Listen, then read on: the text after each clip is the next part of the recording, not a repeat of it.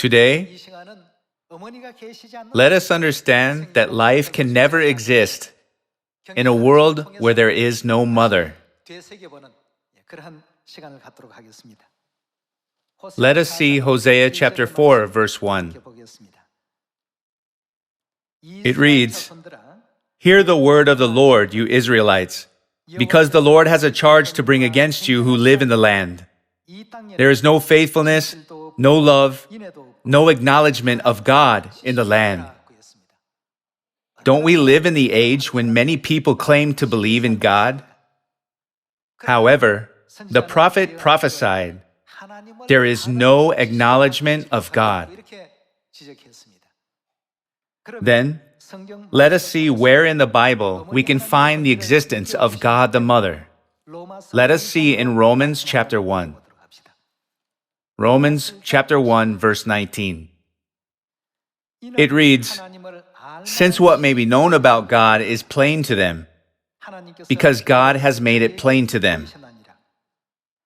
For since the creation of the world, God's invisible qualities, His eternal power and divine nature, have been clearly seen, being understood from what has been made, so that men are without excuse." God has made Himself known to us from what has been made.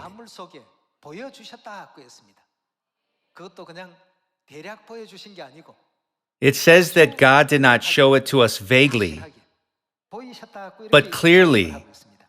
Let's see verse 20 again. "For since the creation of the world, God's invisible qualities, His eternal power and divine nature have been seen how? Clearly seen and understood from what has been made." Then when you look at all of God's creation, there are fathers and mothers, aren't there? Birds in the air, fish in the sea, all kinds of animals in the field, and even us, mankind. Everything receives life from who? All creation receives life from their mothers. It is said that without mothers, there is absolutely no other way or system for children to inherit life. Through this, can't we understand that life cannot exist without mothers?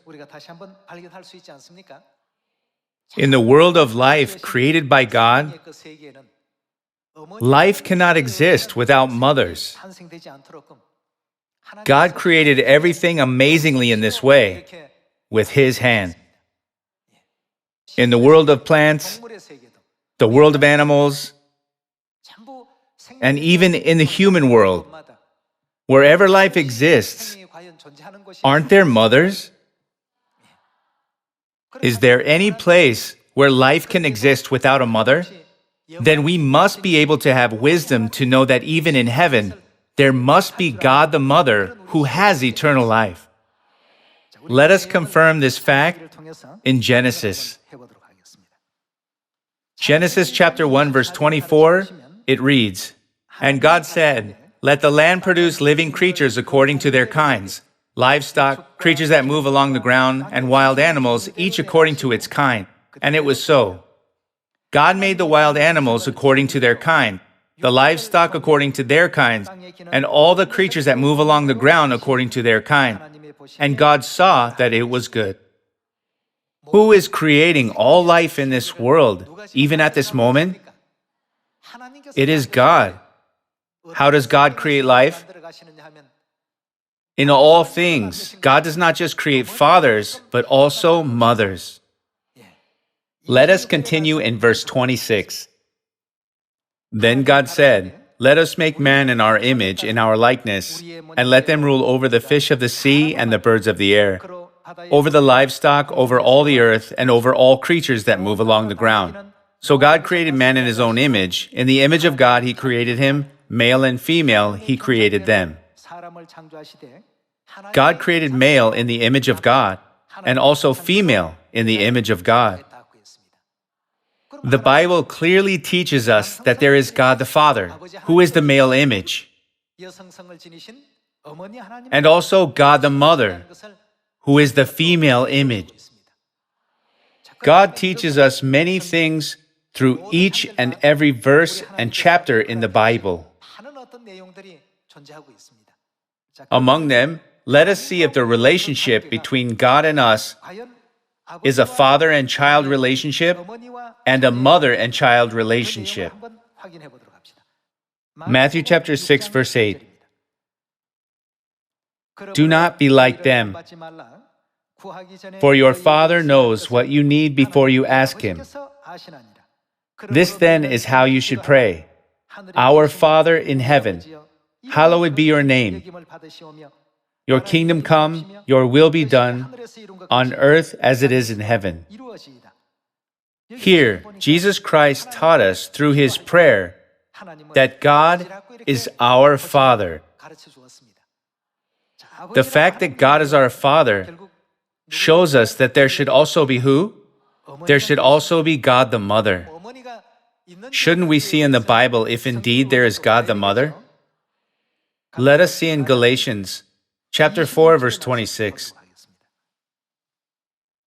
But the Jerusalem that is above is free, and she is who? In this verse, heaven is expressed as above. The Jerusalem in heaven is free, and she is our mother. The Bible teaches us this. Now, all of us must walk in faith, believing in not only God the Father, but also God the Mother. To those who fail to believe in God the Mother, there is no life. Today, we must realize that where there is no mother, there is no life. Let us engrave in our heart once again that life can never exist where there is no mother. Even the word life itself cannot exist.